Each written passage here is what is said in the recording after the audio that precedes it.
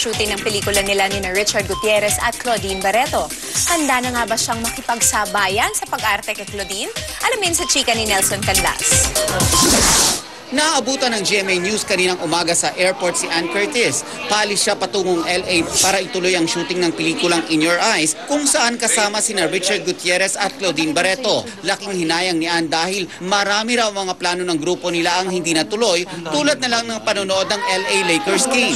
Naantalang pag-alis nila dahil hinintay pang bigyan ng permit ang ilang kasama sa grupo. Wala na, hindi na kami makaka-watch. That was supposed to be nung 26. So, yun. So ano na lang ang plano niyo? Meron pa ba kayo magplano gawin? Wala nang time eh. So, ako I have to be back. Kukunan ng ilang mahahalagang eksena doon at sobrang excited si Ann dahil muling masusubukan ang galing niya sa pag-arte habang ka-eksena si Claudine. Pagsabayan ka ba kay Claudine? Naman! I'm so excited, but more than anything, super tense ako. And I think it helps na parang si ate, she also acts like an ate out of off-screen. So, mas makakatulong yun pag-aarte na kami. Bukas naman ang flight ni Claudine patungong Los Angeles. Nelson Canlas, updated sa Showbiz Happening.